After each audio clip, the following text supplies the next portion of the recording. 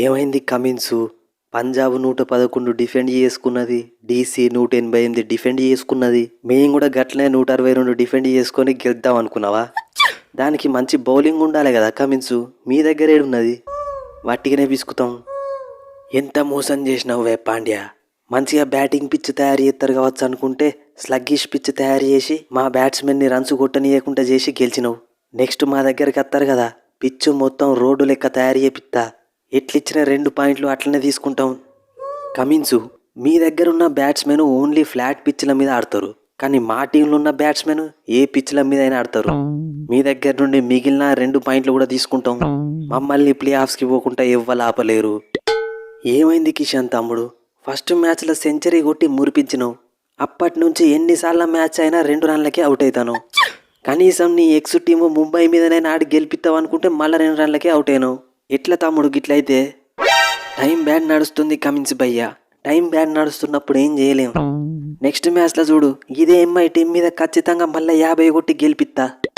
జాక్సు bro, ఆర్సీబీలోకి వెళ్ళి బయటికి వచ్చిన ప్లేయరు ఖచ్చితంగా మంచిగా ఆడాల్సిందే అని మళ్ళీ ప్రూవ్ చేసినావు. బౌలింగ్లో హెడ్ విల్ జాక్స్ని అవుట్ చేసి పడేసినావు. బ్యాటింగ్లో 36 రన్స్ కొట్టినావు. అది జాక్సు, నువ్వు కనుక గిట్లనే పర్ఫార్మెన్స్ ఇస్తే మనల్ని ప్లే ఆఫ్స్కి పోకుంటే ఇవ్వాలి ఆపలేరు. అరే పాండ్యా భాయ్, లాస్ట్ ఇయర్ ఇంతకంటే దారుణమైన సిచ్యువేషన్ నుండి ఆర్సీబీని ప్లే ఆఫ్స్ దాకా తీసుకుపోయినా. విల్ జాక్స్ అంటే వట్టిదే అనుకుంటాల్లా? వాడుకున్నోళ్లకు వాడుకున్నంత ఇస్తా. నెక్స్ట్ మ్యాచ్లో కూడా నేనే player of the match. Pandya, మన నెక్స్ట్ మ్యాచ్ సిఎస్కేతోని మళ్ళీ మన హోమ్ గ్రౌండ్లోనే ఉన్నది. ఈ సీజన్ అన్ని టీంలకు 2 పాయింట్లు ఇచ్చిన వాళ్ళు మన దగ్గర 2 పాయింట్లు తీసుకున్నారు. వాళ్ళకు కూడా గిసొంటి బౌలింగ్ పిచ్చే తయారు చేపిద్దామా? ఏ స్కై, ఏం మాట్లాడుతున్నావు? సన్ రైజర్స్కి బౌలింగ్ పిచ్చు, సిఎస్కేకి బౌలింగ్ పిచ్ ఎందుకు? వాళ్ళకు మంచిగా ఫ్లాట్ పిచ్ తయారు చేయించినా కానీ వాళ్ళు బౌలింగ్ పిచ్లుగానే ఆడతారు. మనం ఒకవేళ ఫస్ట్ బ్యాటింగ్ చేస్తే 180 కొడితే సరిపోతుంది. వాళ్ళు ఫస్ట్ బ్యాటింగ్ చేస్తే 150 కంటే ఎక్కువ కొట్టరు.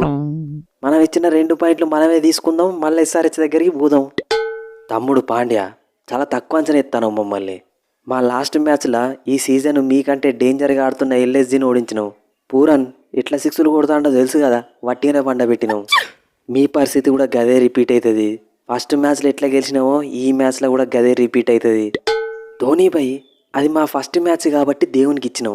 ఇప్పుడు మేము గెలుచుడు స్టార్ట్ చేసినాం. వన్స్ మేము గెలుచుడు స్టార్ట్ చేసినాక మొత్తం ఐపీఎల్లోనే మమ్మల్ని ఆపే సత్తా ఇవ్వలికి లేదు. నెక్స్ట్ మిమ్మల్ని ఎట్లా ఓడించబోతున్నానో మీ ఇమాజినేషన్కే వదిలేస్తున్నా. కమిన్స్ బ్రో, ఇంకా మనకి ప్లే ఆఫ్స్కి క్వాలిఫై అయ్యే ఛాన్సెస్ ఉన్నాయంటావా? ఉన్నాయి, కానీ మీరు చేసే బ్యాటింగ్ చూస్తే లేనట్టే. ఎప్పటికీ బ్యాటింగ్ పిచ్ల మీదనే ఆడతా అంటే ఎట్లా చెప్పుల్లి? ఇసోంటి బౌలింగ్ పిచ్ల మీద కూడా కనీసం 180 అన్నా కొట్టాలి కదా. సరే, బ్యాటింగ్ పిచ్ల మీదనన్నా మేము కరెక్ట్ బ్యాటింగ్ చేస్తామన్నా గ్యారంటీ ఉన్నది, కానీ బౌలింగ్ పిచ్ల మీద కూడా మీరు బౌలింగ్ చక్కగా ఎత్తలేరు కదా. తీసుకొస్తా, మళ్ళీ మన బౌలింగ్ని ఫామ్లోకి తీసుకొస్తా. మన హోమ్ గ్రౌండ్లో ఎట్లా ఆడతామో ఎంఐకి చూపిస్తా. సరే, మీరు 2 పాయింట్లు అయితే దగ్గర పెట్టుకోవాలి, సిఎస్కేని విసుకొస్తాం.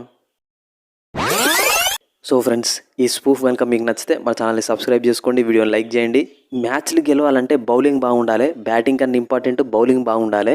వరుసగా 5 మ్యాచ్లు ఓడిపోయిన సిఎస్కే ఎల్ఎస్జీతో మ్యాచ్ గెలిచిందంటే దానికి కారణం వాళ్ళు వేసిన బౌలింగే. సో ఇక నెక్స్ట్ మ్యాచ్ ఎంఐది సిఎస్కేతో కాబట్టి ఖచ్చితంగా టఫ్ కాంపిటీషన్ ఉంటుంది. సిఎస్కే బ్యాటింగ్కి ఎంఐ బ్యాటింగ్కి అయితే కంపారిజనే లేదు, కానీ బౌలింగ్ మాత్రం బాగేస్తున్నారు సిఎస్కే వాళ్ళు. ఇంకా ఎస్ఆర్హెచ్ టీం మళ్ళీ హోమ్ గ్రౌండ్లోనే ఎంఐతో మ్యాచ్ ఉంటుంది. సో ఎట్లా ఆడతారో చూడాలి.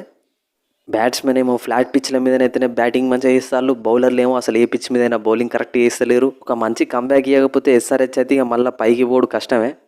మీరేమనుకుంటారో కింద కామెంట్ సెక్షన్లో చెప్పండి. నెక్స్ట్ వీడియోలో మళ్ళీ వెళ్దాం. Thanks for your love and support.